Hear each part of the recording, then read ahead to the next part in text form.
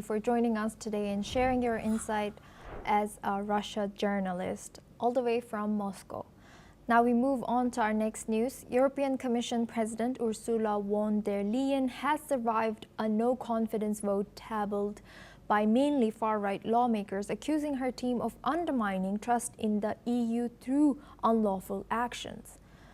Today, the European Parliament rejected the motion by 360 votes to 175, with 18 abstentions, well below the two-thirds majority needed to remove her from office. The censure push focused partly on the Commission's refusal to disclose text messages between von der Leyen and Pfizer's CEO during the COVID-19 pandemic. Defending herself during the debate, von der Leyen rejected claims of mismanagement and said her approach ensured equal vaccine access across member states.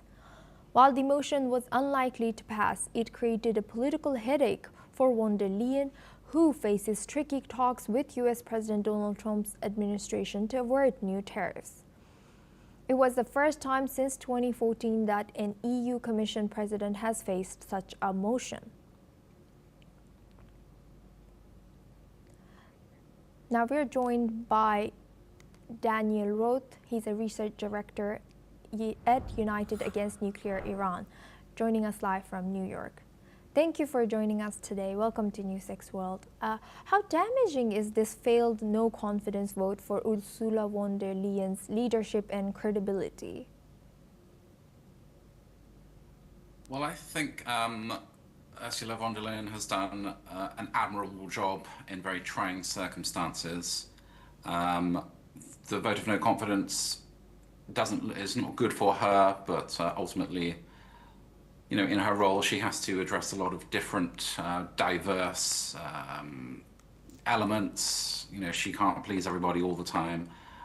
With respect to, what's going on in Gaza, you may have seen the High Representative and a close ally of her, Ms. Callas. She was talking about the humanitarian aid expansion into Gaza that was done in collaboration with Israel. I think that is a significant string to her bow, and Ursula von der Leyen can probably take some credit for that.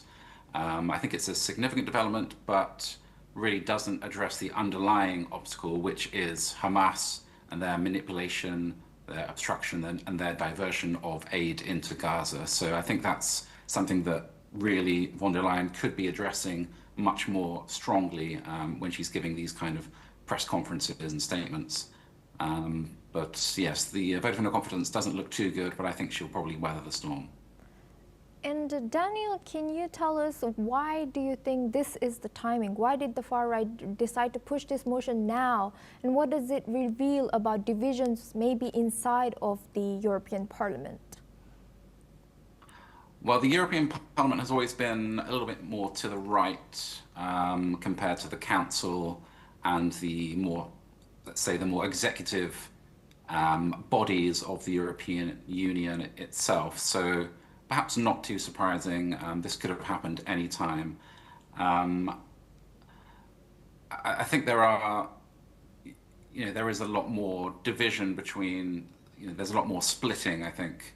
You have these far left and far right movements. We saw some interesting developments in Poland, especially in Eastern and Central Europe.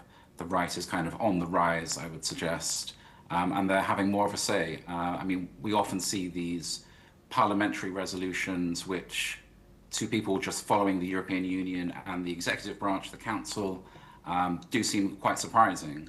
But to people, I think really the Parliament probably does represent the attitudes of ordinary European citizens better, really, than the Council itself. So I think we should always bear that in mind. And now looking back at about her text messages with Pfizer, how serious are these allegations about the undisclosed text messages with the Pfizer CEO, according to you?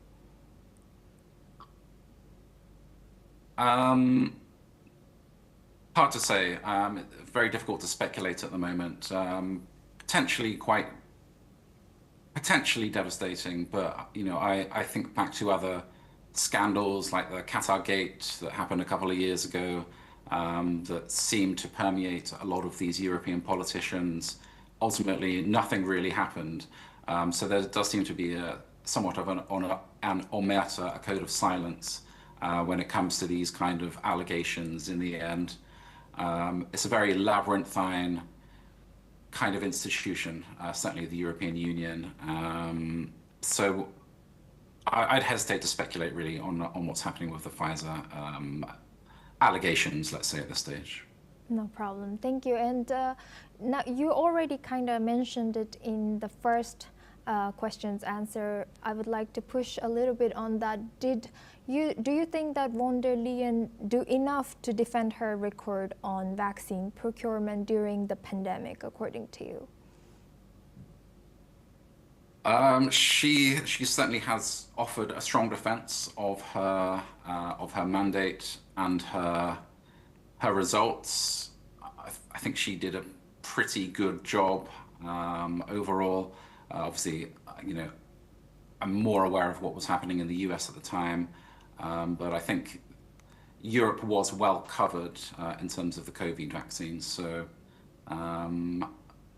again, I think this one's more of a wait and see kind of thing, but I would probably defend her record quite strongly. And lastly, could this vote embolden other critics to challenge the Commission's transparency and accountability? Well, there's always critics coming out of the woodwork for anything which happens on the European Union level. I don't think they need any particular reason to be emboldened. There's always somebody who would like to bring them down. So ultimately, not particularly, not specifically.